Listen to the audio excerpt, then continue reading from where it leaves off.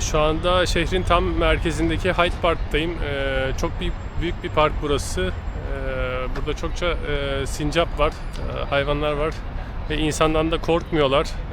Böyle etrafta dolaşıyorlar, koşturuyorlar. Fıstık verdim az önce, fıstıkları yiyorlar. Gel. Piş, piş, piş, piş, piş.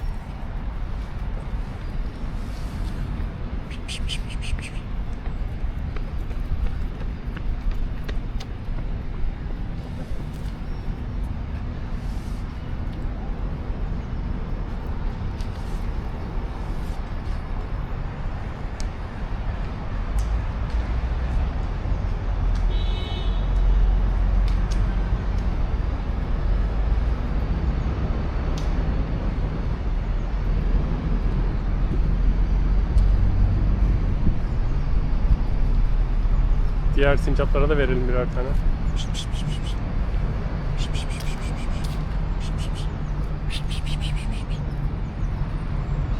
Gel, gel, gel, gel, gel.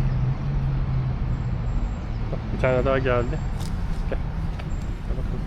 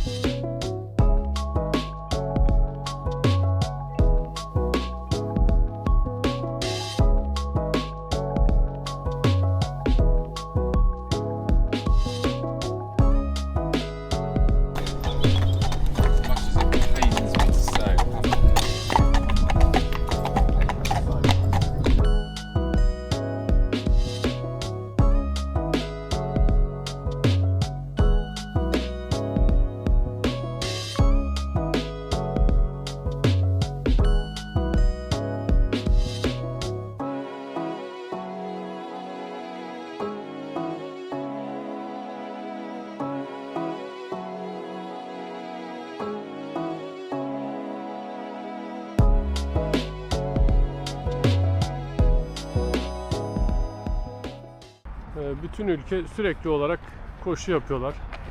Sabahtan akşama kadar, akşamdan sabaha kadar.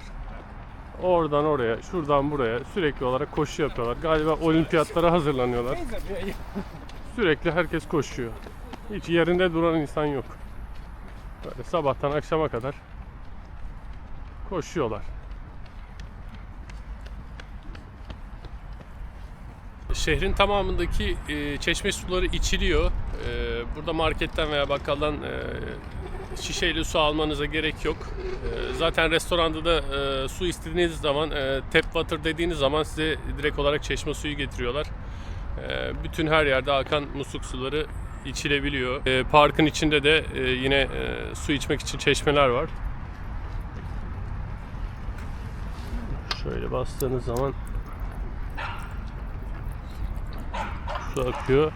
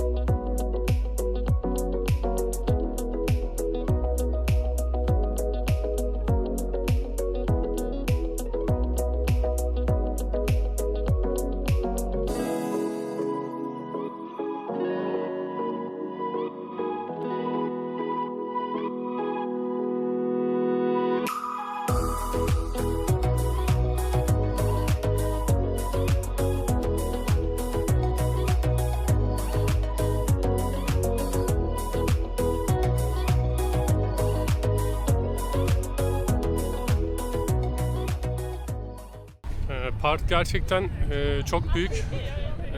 Yaklaşık 60.000 dönüm arazi üzerine kurulmuş. İçinde kraliyet ailesinin bahçeleri var. Çeşitli havuzlar var. Spor yapanlar var, piknik yapanlar var, yürüyüş yapanlar var. Çoluğunu, çocuğunu, kedisini, köpeğini gezdirenler var. Çokça hayvan var içeride. İnsandan da korkmuyorlar. Sincaplar olsun, ördekler, kazlar. İnsanlara alışkınlar. Kimse zarar vermediği için çok rahat bir şekilde yanınıza geliyorlar. Kendini sevdiriyorlar. Köpekle oynayanlar var.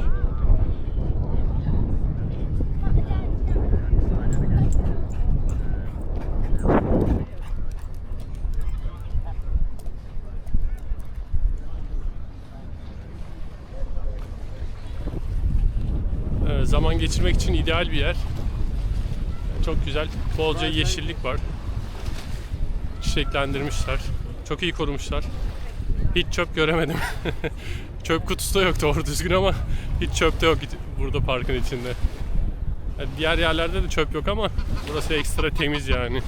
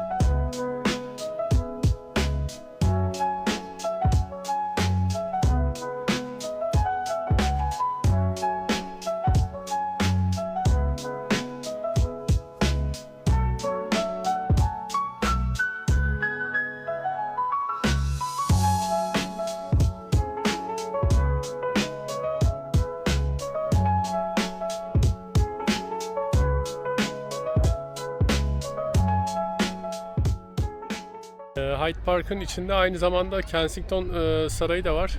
Kensington Sarayı 17. yüzyıldan beri kraliyet ailesinin resmi olarak ikametgahının bulunduğu bir yer. Şu anda da hala bazı lordlar, dükler içeride yaşıyorlar. İçeriye girip gezebiliyorsunuz. 27 pound bir giriş ücreti var. Eğer müsaitseniz, gezmek isterseniz katılabilirsiniz. Onun haricinde yan tarafında sarayın bahçeleri var. Sarayın bahçelerini gezmek ücretsiz. Şu taraftan sarayın bahçelerinden devam edeceğim.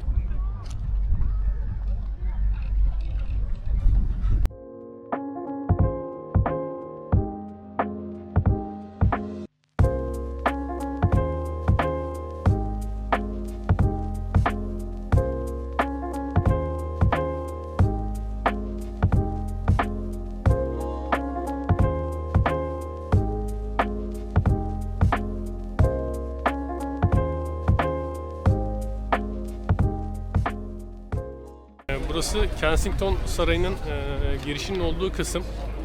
Hemen 100-150 metre ileride İsrail'in yaptığı olayları protesto edildiği çok büyük bir eylem var. Şu anda burada çok sayıda polis var. Polislere baktığımız zaman polislerin hiçbirinde silah yok. Neden silah taşımıyorsunuz diye sorduğum zaman verdikleri cevap şu: eylemcilerin hiçbirinde silah yok. Bizim de silah taşımamıza gerek yok diyorlar. Bu şey işte suçlular, hırsızlar için de geçerli. Hiçbir hırsız elinde silah vesaire olmadığı için polislerin de hiçbiri yanlarında üzerlerine silah taşımıyorlar. Bayağı polis ekibi var şu anda etrafta. Şöyle göstereyim.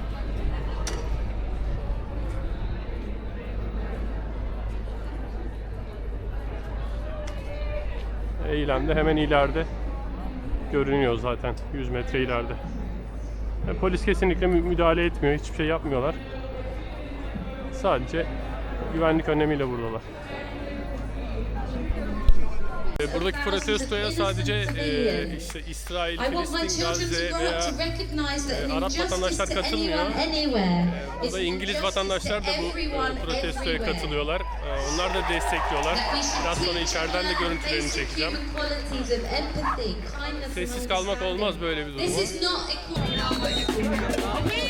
I've been told there's some speeches going on, so we're going to resume after the speeches have finished because we don't want to disrespect the organisers and the speeches.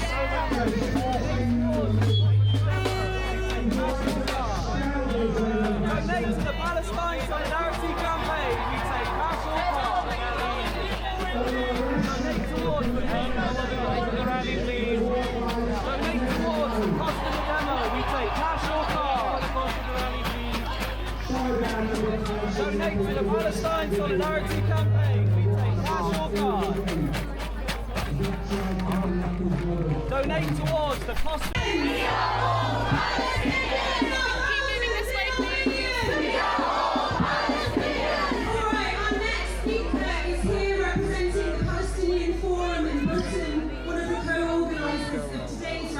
Please give a very warm welcome to Zainab Kamal.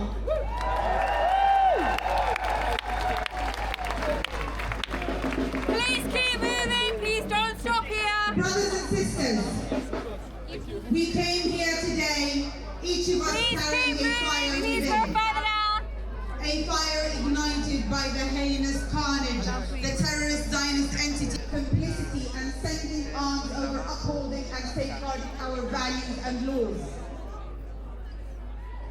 The terrorist entity of Israel has converted Gaza to the largest execution camp has ever known in our modern day history, where they use the most advanced technology ever known to man to slaughter, burn, destroy, torture, and subjugate.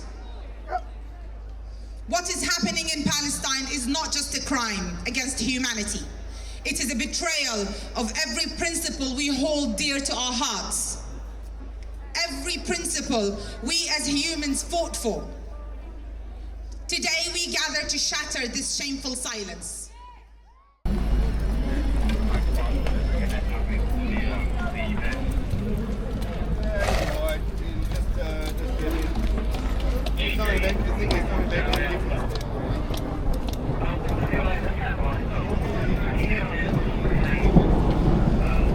Dördüncü günden herkese selamlar. Bugün biraz fazla uyumuşum. Dün çok yorulmuştum. Saat 10.30 gibi hostelden çıkış yapabildim ancak. Hava bulutlu, yağacak gibi bir hava var şu anda. Ama çok soğuk değil, kış havası yok. Çıkmadan önce biraz hostelden bahsetmek istedim aslında. Hosteli geceliği 15 euro gibi bir ücretten kiraladım. Ortak kullanımlı 20 kişilik bir koğuşta kalıyorum. Dediğim gibi online rezervasyon alıyor veya burada geldiğiniz zaman yapabiliyorsunuz rezervasyonunu. Şu arkamda görmüş olduğunuz binada kalıyorum. Phoenix Hostel diye, zaten biraz sonra da göstereceğim görüntülerini. Hostelde kalırken ortak kullanım olduğu için eşyalara biraz dikkat etmek gerekiyor. Bir tane dolap veriyorlar. Dolabı kullanabilmek için yanınızda bir tane asma kilit bulundurmanızda fayda var. Asma kilidiniz varsa kilitleyip eşyalarınızı güvenle gezmeye gidebilirsiniz veya işte dışarı çıkabilirsiniz. Onun haricinde 4 pound karşılığında sabah kahvaltısı veriyorlar. İşte içinde neler var? Sanaya, margarin tarzı şeyler, ekmek, bu cornflakes dedikleri işte mısır gevrekleri, süt veriyorlar, çay, kahve, o tarz şeyler var. Meyve suyu çeşitleri var. İşte reçeldir, çikolatadır, nutelladır, o tarz şeyler var. Kahvaltınızı 4 pound karşılığında hostelde yapabilirsiniz burada. Hostelde araştırıp bulurken Hostel World uygulaması üzerinden buldum ve oradan rezervasyon yaptım. Hostel World uygulamasının çok güzel bir özelliği var. Buraya gelmeden 3-4 hafta önce size uygulamanın chat grubunu alıyor. Hostelde kimler var onları görebiliyorsunuz. Veya Londra'ya gelen diğer hostelde kalan kişiler kimler, onları görebiliyorsunuz. Onlarla yazışabiliyorsunuz. İşte merak ettiğiniz şeyler varsa onlara sorabiliyorsunuz. Kafanızda takılan soru varsa direkt buradaki kişilerle muhatap olabiliyorsunuz. İşte gelmeden önce beni de uygulama üzerinden gruba eklediler. Orada yazışanlar vardı. İşte akşamları etkinlikler olduğu zaman oradan paylaşanlar oluyor. Dışarı çıkmak için hani etkinlik olduğu zaman, bir yere gidecekleri zaman oradan bilgi veriyorlar. Veya hostele geldiğinizi belirtebiliyorsunuz. Hostelde olduğunuzu belirtebiliyorsunuz. Bu şekilde güzel bir uygulama. Ben çok beğendim. Daha önce denk gelmemişti. Belki daha önceden vardır ama ben ilk defa gördüm. Tabii hostelin de bir sürü çeşidi var. Fiyatlarına göre 15 euroluk, 20 euroluk, 30 euroluk, bunda sınırı yok. 100 euroya, 150 euroya da hosteller var. Tamamen sizin beklentinize bağlı. Yani zaten çok fazla zaman geçirmediğim için hostelde sadece geceleri yatmak, uyumak, duş almak, işte tuvalet ihtiyacını gidermek için kullandığım için çok büyük lüks bir hostel kiralamadım. Şu an için yeterli. Hosteli kiralarken şehir merkezine yakın olması çok önemli. Eğer şehir merkezine uzak bir hostelde kalırsanız uzunca bir süre ya yürümeniz, yorulmanız gerekir ya da her gün işte metro, tramvay, otobüs bunlara binip bunlara ücret ödemeniz gerekir. Onun yerine şehir merkezine yakın olan hostellerde kalırsanız çok daha rahat edersiniz. Benim kaldığım hostel şehir merkezine 15 dakika kadar uzaklıkta. Burası biraz daha sakin bir mahalle.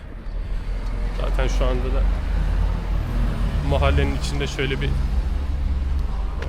turluyorum. Hosteli genelde bizim gibi sırt çantalı gezginler kullanıyor. Gelenler genelde işte 2-3 gün, 4 gün, bir hafta kalıp ya diğer ülkelere, diğer şehirlere geçiyorlar ya da kendi evlerine dönüyorlar. Hostelin aynı zamanda giriş kısmında bir de bar var. Bar olarak kullanılıyor. Anladığım kadarıyla çevreden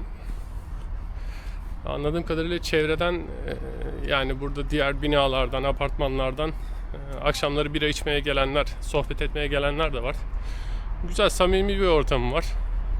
Kendiniz gibi çantalı gezginlerle tanışabileceğiniz, kaynaşabileceğiniz bir yer.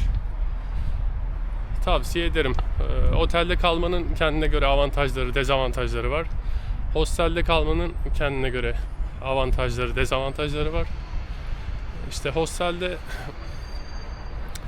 kalırken en sevdiğim yönlerinden birisi mutfağı var. Mutfağını kullanabiliyorsunuz. Mikrodalga fırını var. Çatal, kaşıktır vesaire o tarz şeyleri veriyor. Sabah kahvaltı için de olsa, akşam yemeği için de olsa marketten hazır pişirilmiş yemeklerden alıp mikrodalgada ısıtıp gayet uygun fiyata yiyebiliyorsunuz. İşte zaten geldiğiniz zaman görürsünüz. Onun da videosunu çekmeye çalışacağım. Marketlerde 3 euroya, 3 pound'a, 4 pound'a hazır pişmiş işte yemekler var. Sizin damak tadınıza göre işte tavuktur, ettir, köftedir, balıktır vesaire. Bunlardan alıp mikrodalgada ısıtıp yerseniz bütçe olarak gayet uygun fiyata geliyor. Bazı hostellerde işte ocak var, tava veriyor, tencere veriyor. Kendinize yemek yapabiliyorsunuz. Bazı hostellerde ortak kullanılan malzemeler var. Ortak kullanılan malzemeleri alıp ortak kullanılan malzemelerle yemek yapabiliyorsunuz kendinize. Böyle her yerin kendine göre çeşitli seçenekleri var. Dezavantajlarına gelirsek güvenlik konusunda biraz dikkat etmek gerekiyor. Yani güvenlik derken orada kalırken tabii ki kimse size hani gelip de bir zarar vermeye vesaire çalışmıyor. Sadece işte telefonunuzun şarj aletini ortada bırakırsanız tuvalete, banyoya gidip döndükten sonra bulamama ihtimaliniz var. Şimdiye kadar başıma hiç gelmedi. Öyle bir hırsızlık konusu ya bir şeyimin kaybolması başıma gelmedi ama bu da gelmeyeceği anlamına gelmez. Birisi alıp şarj aletinizi, telefonunuzu, işte cüzdanınızı vesaire, montunuzu, çantanızı alıp gidebilir. O yüzden dikkat etmekte, kilitli dolabı kullanmakta her zaman fayda var. Avantaj olarak maliyeti bayağı düşük. Zaten sırt çantalı gezginler, sürekli gezen kişiler hiçbir zaman otel kullanmıyorlar. Hepsi hostel kullanıyorlar çünkü otelde kalacağınız bir gecenin ücretiyle hostelde yaklaşık bir hafta 10 gün kadar konaklama yapma şansınız var. Otelin de kendine göre avantajları var. Güvenlik açısından hiçbir sıkıntı yok. Odanızın içine istediğiniz gibi eşyalarınızı dağıtabilirsiniz. Odanızı kilitlediğiniz zaman kimse girip çıkamaz. Eşyalarınız güvende olur. İşte banyonuz, tuvaletiniz ayrı olur. Hostelde banyo, tuvalet konusu ortak kullanım. Burada çok fazla yoğunluk yok. Sıra beklemedim. Bazı hostellerde sıra bekleyip duşa girdiğimiz, tuvalete girdiğimiz oldu. Ama burada o kadar çok bir yoğunluk yok. Tuvalet ve banyo sayısı da yeterli olduğu için rahat bir şekilde konaklama devam ediyor.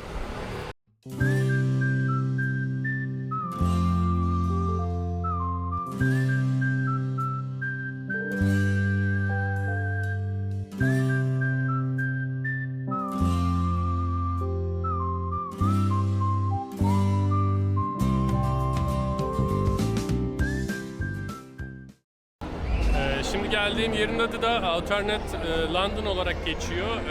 Burada binanın içindeki, odanın içindeki bütün duvarları ekranlarla kaplamışlar ve çeşitli grafik sanatçıların, görsel sanatçıların performansları sergileniyor, çalışmaları sergileniyor. İçeride insanlar oturuyor, yatıyor, bunları izliyorlar. İzlemesi gayet keyifli. Ben biraz içeride bulundum. Ama gözlerim yoruldu. Şu an biraz dışarı çıktım video çekmek için. Şimdi hem çevreyi göstereceğim hem de içerisini göstereceğim.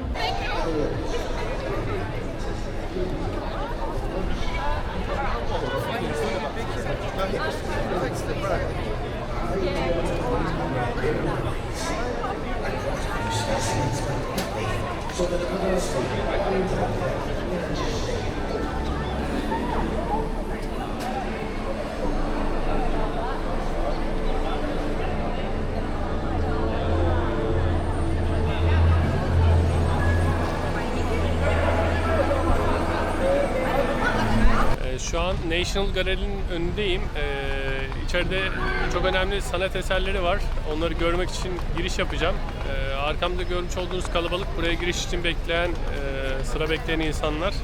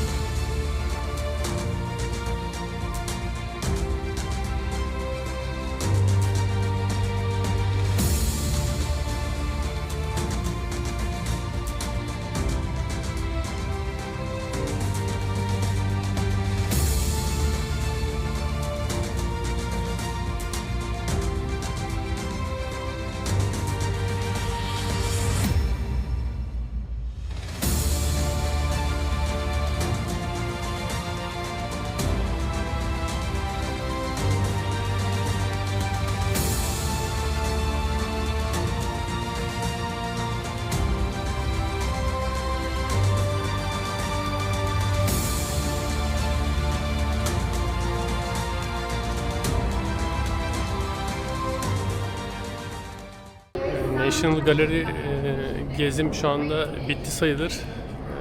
İçeriği gezmem yaklaşık 3-4 saatimi aldı. İçeride çok fazla eser var, çok değerli eserler var. Sadece tablolar var içeride. Ben heykeller vesaire de vardır diye düşünmüştüm ama sadece tablolar var. Onun haricinde içeri giriş ücretsiz. Rezervasyon yapmanıza da gerek yok. Direkt olarak küçük bir aramadan sonra içeri giriş yapabiliyorsunuz. Sanata ve sanat tarihine ilgi duyan herkesin görmesi gereken bir yer. Tavsiye ederim şiddetle. Bu tam arkamda kalan bina St. Martin Kilisesi. 1700'lü yıllarda yapılmış. Dış mimarisi de çok güzel, iç mimarisi de çok güzel ama içeriden görüntü almak yasak. Zaten içine girdim, bir klasik müzik konseri vardı. O yüzden ben de kamera çıkarıp rahatsız etmek istemedim.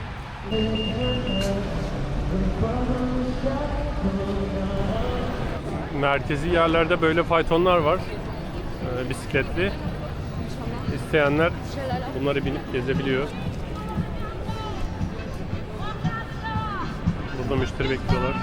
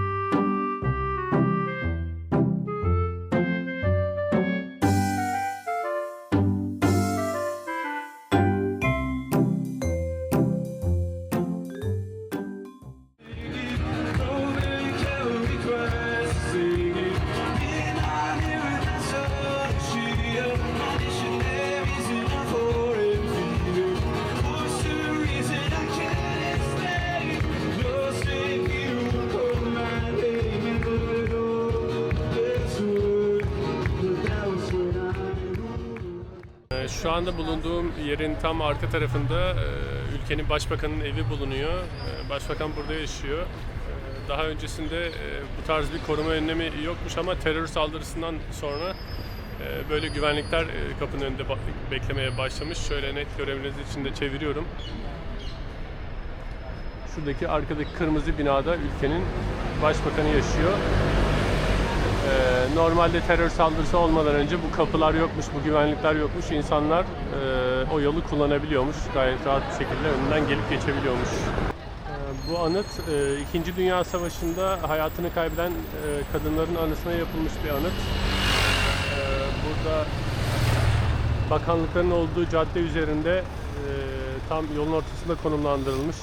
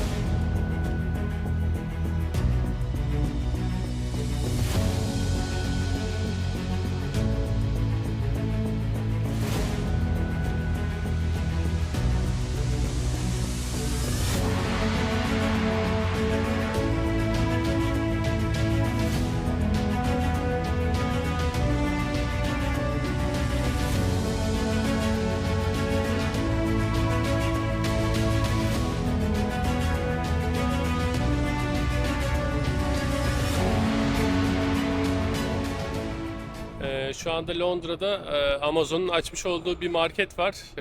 Marketin diğer marketlerden farkı içeride kasiyer vesaire bir çalışan yok. Ürünleri direkt olarak alıyorsunuz. Daha sonrasında kredi kartınızı çıkışta veya girişte tanıttıktan sonra ödemeyi otomatik olarak yapıyor. Gelin beraber bakalım içeriye. İzin aldım. İçeride video çekmek serbest. Şimdi içeriye giriş yapıyoruz. Şöyle çevresini de göstereyim ben.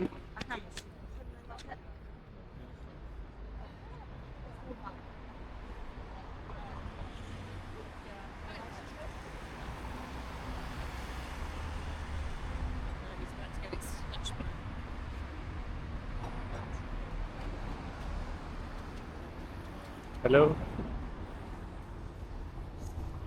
Buradan giriş yapıyoruz.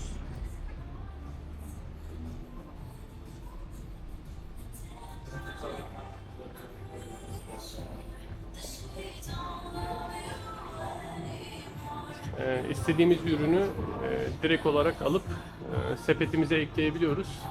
Daha sonrasında bu yukarıda görülen kameralar ve sensörler sayesinde ne aldığımız adım adım takip ediliyor yapay zeka sayesinde. Daha sonrasında alışverişiniz bittikten sonra da çıkışta hem uygulama üzerinden hem de kredi kartı üzerinden ödemenizi yapabiliyorsunuz. İçeride bayağı da ürün var. Bol bol gıda ürünü var. Çıkışta bu şekilde kodunuzu tarattıktan sonra kredi kartınızı tanıttıktan sonra otomatik olarak sistem üzerinden ödemeniz yapılmış oluyor. Kasa bekleme sorunu yok. Burada görülen sensörler sayesinde her şeyi algılıyor.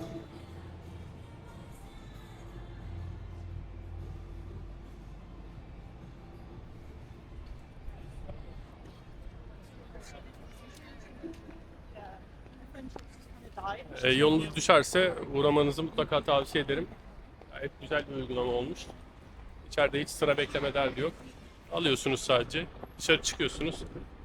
Çıkarken de kredi kartınızı okutuyorsunuz veya kartınız kayıtlıysa zaten sizin kartınız üzerinden direkt olarak çekim yapıyor. Londra gezisi devam ediyor.